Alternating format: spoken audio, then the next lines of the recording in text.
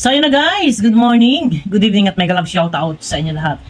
At muli ito na naman tayo, panibagong edisyon na naman po ng ating pag-reaction. Kasama po dito ang promotion no, sa ilang mga charity vlogger, mga small YouTuber, yan, sa mga maliliit pa ang bahay, hindi halos ika ngayon napapansin ng ating mga minamahal na viewers.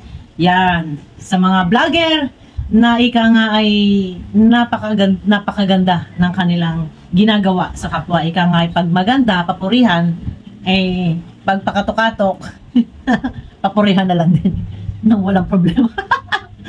So, ayun na, mega love shoutout sa lahat ng ating mga minamahal na viewers, no? So, ayun na guys, at dito nakikita nyo ang ating thumbnail. At, ayan no, may itak, no? Ano ba? Bakit may itak? Yan. Eto guys, no, reaction na natin. At nakakatuwa naman. Ito po ay isang promotion din dito kay Kuya Awe. Yan. Guys, supportahan naman po natin si Kuya Awe. Si Kuya Awe po ay kapatid ni Kuya Bal, ni Tita Mighty Amy. Ayan, at hindi naman lingid sa inyong kaalaman na si Kuya Awe ay kasama na po ni Ruel pagluwas. Dito, pagluwas, pagpunta ng Manila, dito sa Bicol. At may malaking proyekto si Kuya Awe. Ano ito? Yan. Nakikita nyo dyan guys sa picture. At nilinis na po ang bahay ni Ruel. Bahay, hindi bahay. Ang lote, ang lupa ni Ruel of Malalag. Ito po ay yung tatayuan ng mansion ba ito? Wow! Di ba? Nako! Tingin ko talagang bogang-bogang bahay ang itatayo dito. Siyempre, isang Ruel of Malalag. Ay, alam nga naman magpatayo yan ng tiny house. Di ba? So, ayun na, at maganda naman kasi sa pagbalik ni Ruel sa Daet, kasama na si Kuya Awe. Kasi nga, syempre, nandyan din, mag-iintindi. Ano bang iintindihin ni Kuya Awe? Ang lote.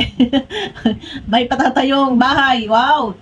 Congratulations kay Ruel of Malalag. Yan. Guys, sa iba ha, baka ano yung iba, sabihin nila, nag-reaction kay Ruel, hindi po napili ni Ruel. Merge po kami, lahat po ay saklaw namin. Lahat po ay pwede namin reactionan kay Kalinga Prab, kay Kuya Bal, at kay Ruel. So, ang gagawin po natin ngayon, 3 times, tatlong video, ang ating gagawin reaction.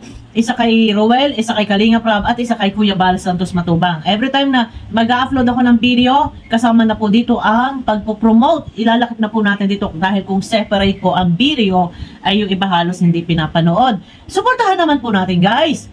Si Sam Ashley, ayan, si Sam Ashley, napaka-husay din po ng kanyang ginagawa. Yung charity works, talagang focus siya. Napakahusay po ni Sam Ashley. Talagang kung babaybayin niyo po yung kanyang mga video, talaga naman pong napakaganda. Focus po siya sa pagtulong. At isa din po ito na charity vlogger na wala pong issue, hindi nasasangkot, na involved sa mga issue, at wala pong ika nga eh. Ayan, kay Sam Ashley, may kalab shoutout sa iyo, no? Yan, nagkakausap po kami niyan ni Sam Ashley. Suportahan niyo po guys, no? Si Sam Ashley, napakabait po nito. Ayan, at balik tayo dito, no? Abangan po natin ano ang mangyayari sa pabahay ni Ruel of Malalag. Ito ba ay tiny house, bungalow, mansion? Ano? Ay, syempre, alam nga namang tiny house yan. Si Kuya Awe, suportahan din po natin si Kuya Awe. At yan po ay kapatid ni Tita Amy at ni Kuya Bal, ay napaka-supportive na ama. Itong si Kuya Awe sa kanyang anak na si Ruel of Malalag. Medyo joker ito si Kuya Awe, no? At napakabait din. Mabait din si Kuya Awe. Ika nga ay napaka-super supportive sa kanyang anak na si Ruel of Malalag. Yeah, suportahan po natin guys, no? Ito pong video na ito ay promotion na din po. Yan. Kay Kuya Awe at kay Sam Ashley. Guys, suportahan naman po natin. Sam Ashley, napakatahimik na tao po niya. Suportahan po natin sila.